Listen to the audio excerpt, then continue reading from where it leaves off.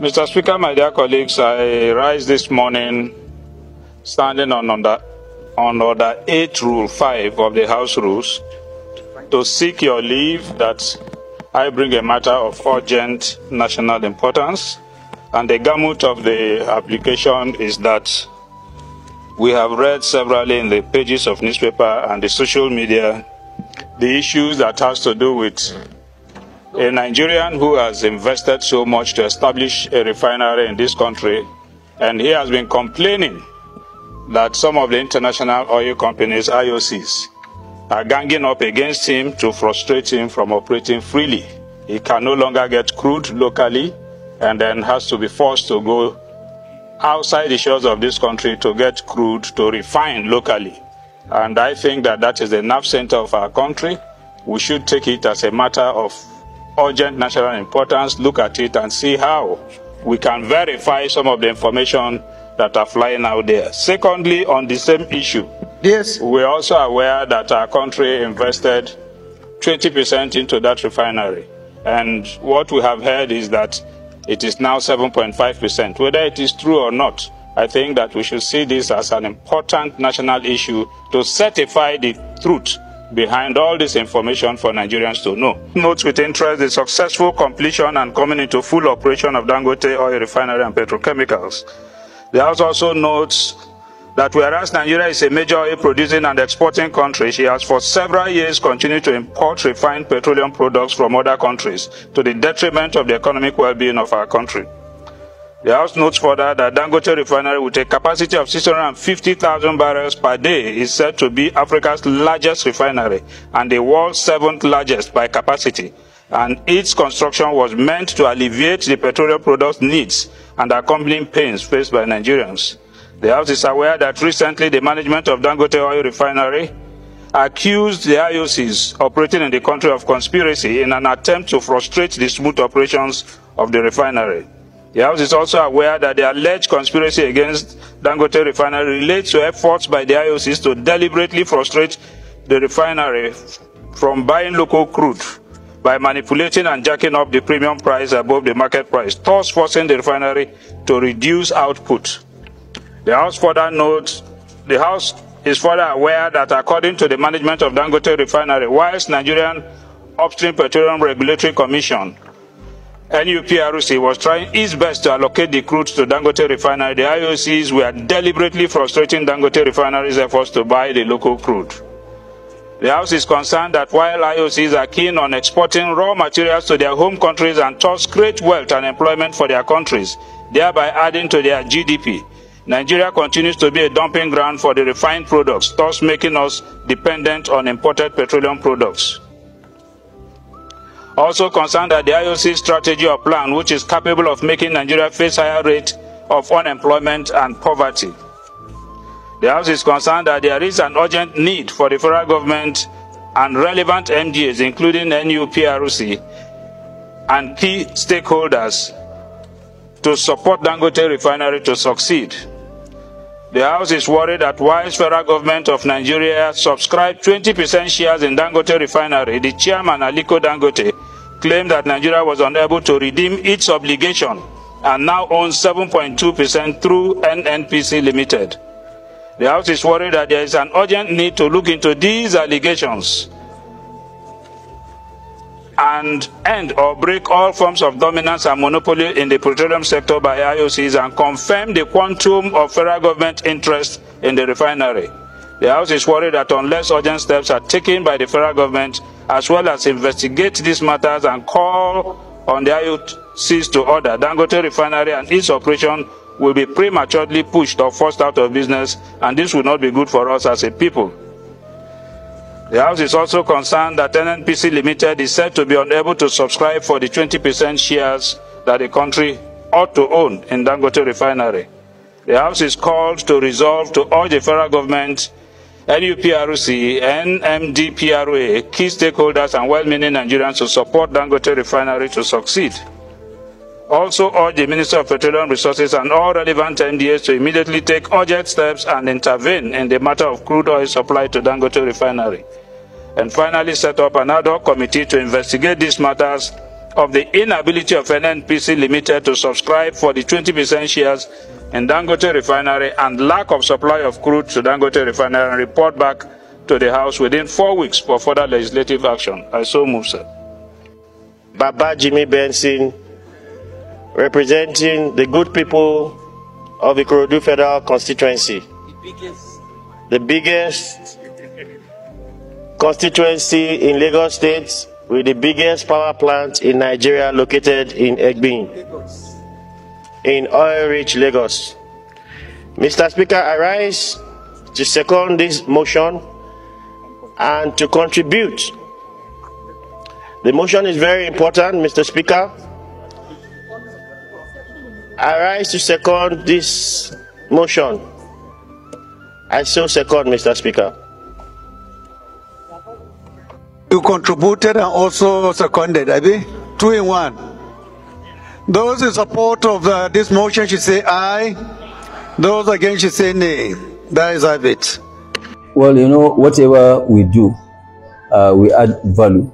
We are not an assembly plant. You know, I mean, when I say assembly, we are not packaging plant. If you look at all our operations as Dangote, we actually add value. We take local raw materials and turn them into products and we sell. So, which means it's a circular economy which we are practicing. Everything, you know, is here. Everything is in Nigeria. The farmers, the banks, or maybe the people in the mines, the banks, everything is about local. And it is the main reason why we were number 2 in flour milling, but we sold it because the wheat is being imported from abroad. So the more wheat we use, the more jobs we create out there. And that's why we cancel that. We remain only in sugar. Salt is not really a very big business. So that's what we have done. And now, what are we doing? What we are doing, like what our group vice president, Mr. Alake, mentioned, is that we said that, yes, you know, we are always the first mover. You know, we always move first, then other people will follow. And we have never, ever, whether consciously or unconsciously, stopped anybody from doing the same business that we are doing. You know, to the contrary, when you look at it, when we first came into cement production, it was actually only Lafarge that was operating here in Nigeria, which is Iwekoro, and then the one in Ashaka, in Gombe. Nobody ever called Lafarge, you know, monopoly. But we, Dangote, the first plant we set up was what, 5 million tons. That was the first one, against less than 2 million of local production. But when we got in there, you know, people now start saying, monopoly, monopoly. You know, so, and this is really very disheartening when people keep talking about all this monopoly, monopoly. Monopoly, you know, is this only when you stop people, you block them through legal means or whatever. No, it's a, you know, level playing field where whatever Dangote was given, okay, in cement, for example, okay, you know, other people too were given.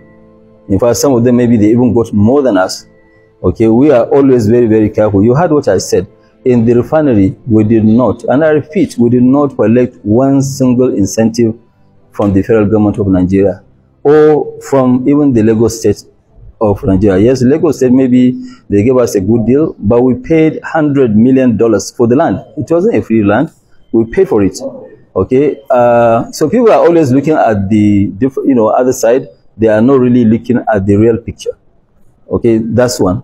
Number 2, this country has been having petrol queues since when majority of you here were not even born, since 1972.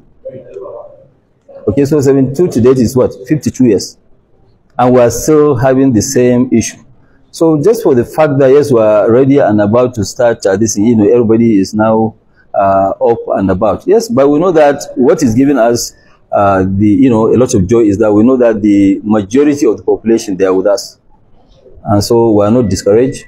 We'll continue what we are doing. But, you know, doing new business, like, you know, what you announced, the still, actually our own board has decided that no, we shouldn't do this still, because if we do it, we'll be called all sorts of names, monopoly. And then also imports will be encouraged. So we don't want to go into that. Let other Nigerians also go and do it, because we are not the only Nigerians here. There are maybe some Nigerians with even more cash than us. They should bring that money from Dubai, from other parts of the world, to come and invest in our own fatherland. Well, everything depends on NNPC, because the OB3 is their own gas pipeline. Majority of the gas that being produced is, it's being produced from their own facilities. Our own has not really started yet, but we are doing other, other pipelines in Bayelsa to bring, to take the gas to Otorogu to process and now inject it into the ELFs. Once we do that, then it will add to the viability of our investment, and also to make sure that, yes, we have additional gas, not only for us, for the entire system. But I'm sure OB3 will address all these issues, and we'll continue to pray that the OB3 will be delivered as promised, which is end of July. Yeah, well, in terms of quality, when we started, our quality was about 600 to 650 ppm, and the 600 to 650 ppm is one of the best in terms of quality, okay, at that time when we started. But as of today, we are 87 ppm, and I assure you, media, you can come again and take sample on Monday. By Monday, latest Tuesday, will be at 50 ppm. By beginning of August, will be at 10 ppm. So in terms of quality, we are doing very, very well. Nobody can produce anything better than us. So I just got the result from him 5 minutes ago. We are now down to even 32 ppm. And I want to plead with the regulator to come at any time, whether Sunday or Monday.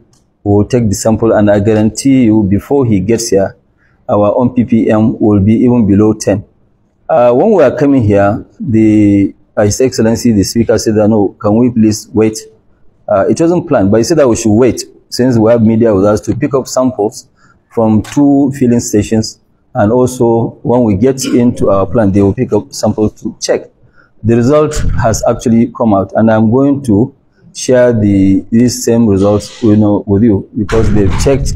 There's a total ppm was 1,890 something. I'll give you the paper, and they can also come, which was picked from their station there. The matrix also came to 2,653, and but then the flash point matrix was 61, which is below the minimum. The minimum is 66, and then also total is 26 flash point.